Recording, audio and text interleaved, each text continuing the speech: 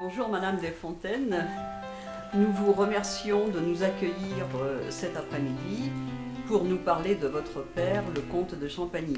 Alors pour moi c'est toujours une joie de parler de mon père, vous voyez. Nous avons, avec mon mari, nous avons de plus en plus le sentiment que c'était vraiment quelqu'un d'extraordinaire, une très grande intelligence et puis beaucoup de qualité. Mais nous avons jugé ça, nous, moi en tout cas, bien après. On parlait de la guerre de 14, mon père n'en parlait jamais. Tout ça c'était du passé. Il avait donc commencé sortant de Saint-Cyr dans les hussards. Comme dit mon mari, c'est exactement comme au temps de Louis XIV. Il a fait sa première charge avec un cheval et une lance.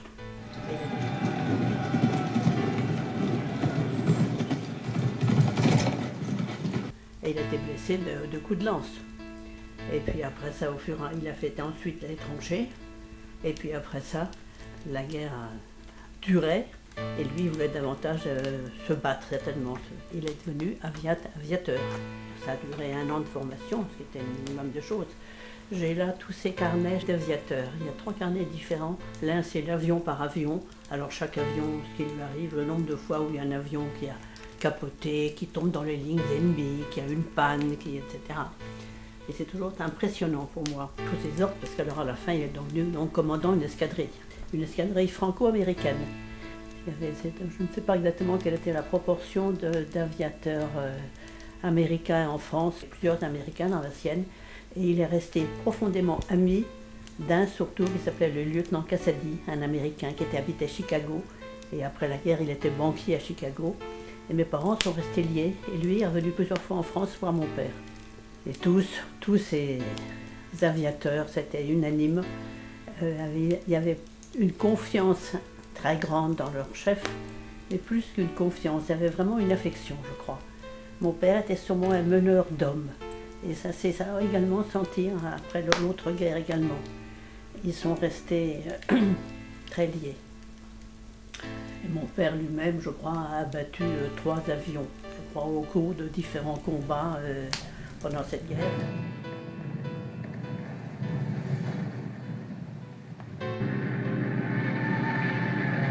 Et voilà une aquarelle faite par un ami à lui qui montre le genre d'avion qu'il pilotait. C'était vraiment des avions en toile, vous savez. Moi j'ai connu, je me rappelle, un magasin aux Champs-Élysées qui s'appelait La Toile d'Avion, un magasin de tissus.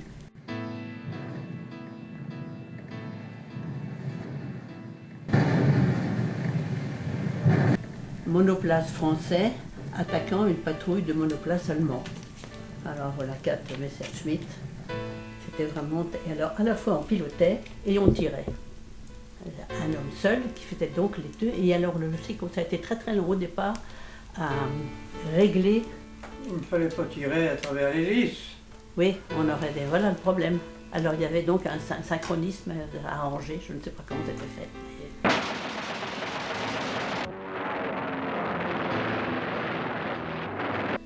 Et puis alors voilà par exemple également, ça fait un peu rire presque, quand on voit le genre de bonnet qu'ils avaient pour se protéger du froid, un bonnet de toile et avec en même temps pour les oreilles, 2 espèces de petits machins comme ça. Ça protégeait du froid ou du bruit. Vous voyez ces décorations.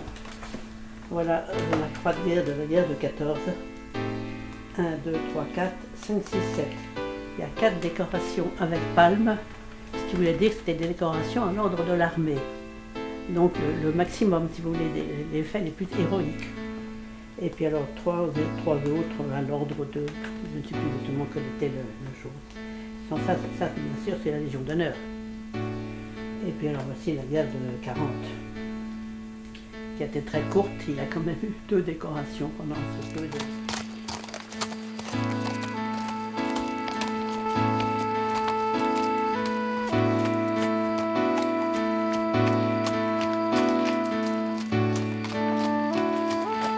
Après la guerre, votre père se marie et puis il va peu à peu s'installer et s'engager à son Loir à la suite, je crois, du décès prématuré de son beau-père. Après la guerre, mon père se marie, ce que tous les jeunes officiers, ils ne se rêvaient qu'une chose, c'était de créer un foyer. Et il a eu la chance d'abord d'épouser ma mère, qui était une fille unique. Elle était très en avance sur son temps, pourrait-on dire. Parce que son père lui avait fait à l'époque faire des études d'infirmière. Elle a soigné les blessés pendant la guerre. Elle lui a fait passer son permis de conduire.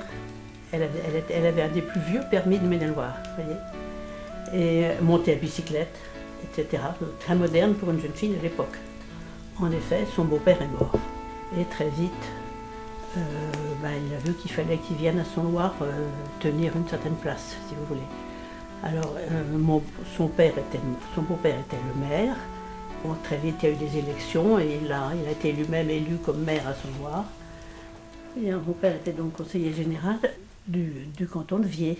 Donc, du canton de Viers, il avait été poussé à ça par M. de Fougerolles. Et il avait donc accepté, c'est bien sûr, ça l'avait certainement beaucoup intéressé.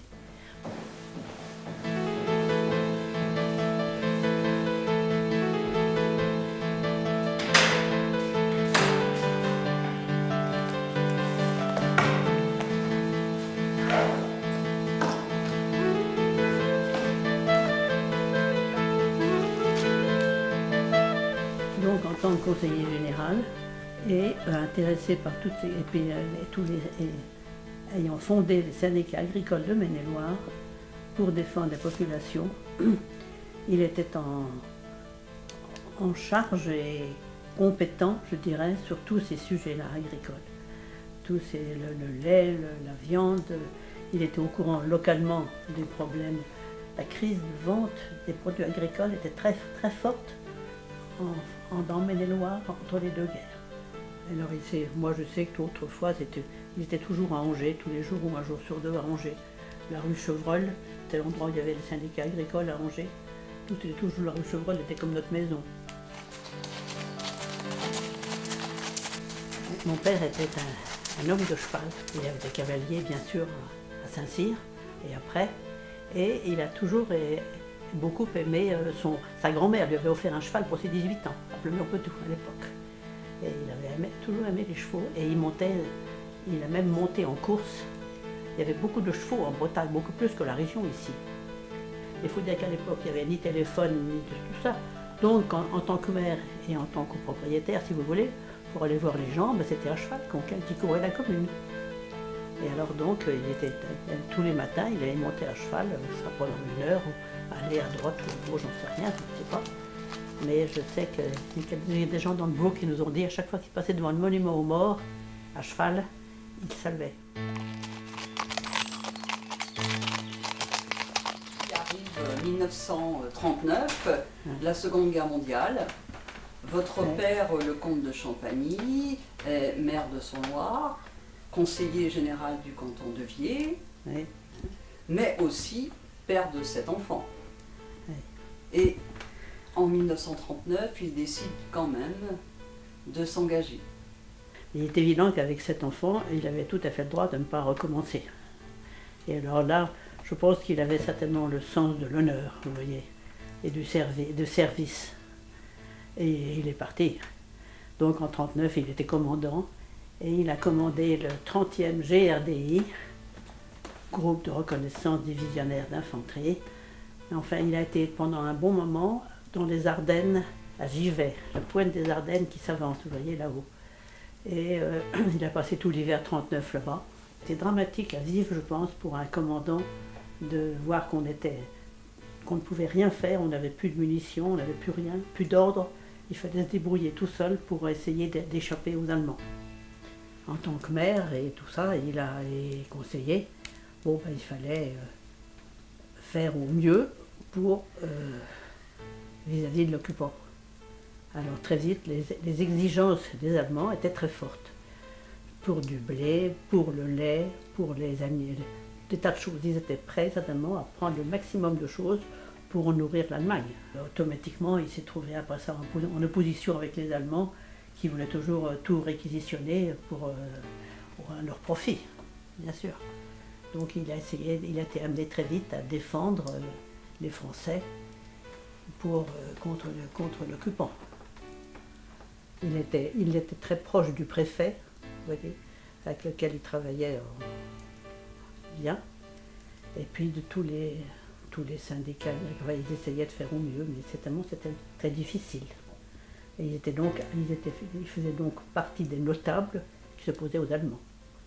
On était vaincus, mais ça n'empêchait pas quand même qu'il y avait une débandade, il fallait garder quand même son honneur. Il ne faisait pas partie d'aucun réseau de résistance officielle, vous voyez. Mais par contre, il s'opposait à eux de mille façons.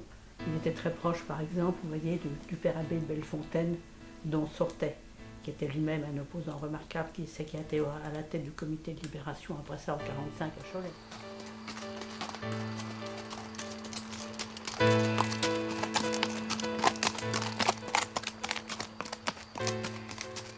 Vous pourriez nous évoquer maintenant cet épisode qui reste certainement très douloureux pour vous, de l'arrestation de votre père.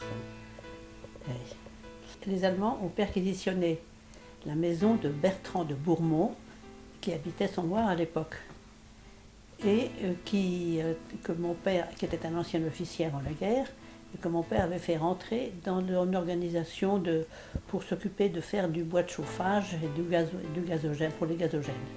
Et en particulier les bois de la plaine, vous voyez. Et il faisait travailler là-dedans. Et alors, mon père a dit, puisqu'il y a une perquisition, en tant que maire, je vais aller le prévenir. Or, en principe, il devait être chez sa belle-mère, qui habitait le château d'Argonne, à Valenjou, là-bas. Et alors, comment le prévenir? Bon, le téléphone, c'était moins que sûr à ce moment-là. Donc, il a envoyé mes deux frères en bicyclette. J'avais deux frères jumeaux qui avaient un an de moins que moi. Et alors, ils sont partis tous les deux en bicyclette pour prévenir Bertrand de Bourmont que ça avait été perquisitionné chez lui.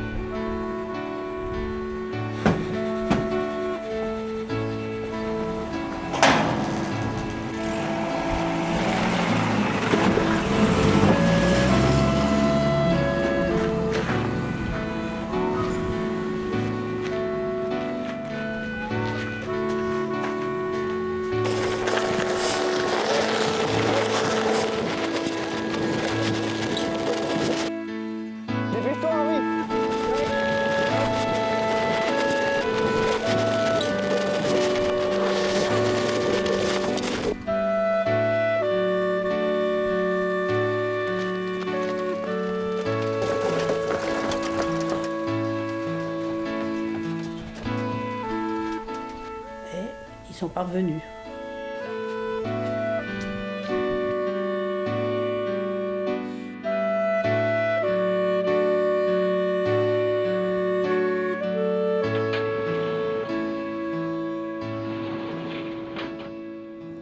Alors là, il a pris la voiture et il est allé là-bas. Et tel que cette maison est faite, il est rentré et a franchi un pont. Les Allemands étaient à l'intérieur et ils l'attendaient.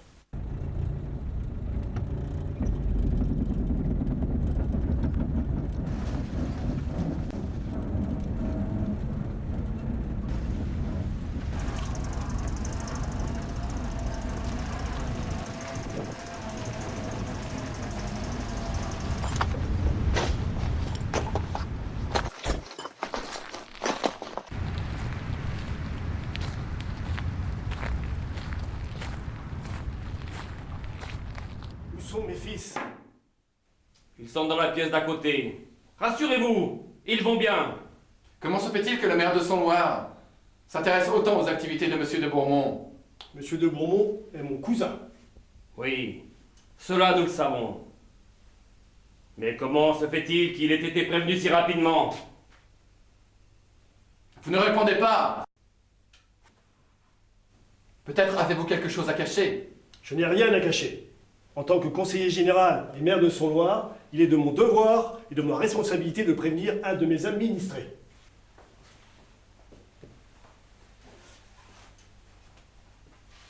Vos fils vont pouvoir rentrer à la maison, monsieur le comte.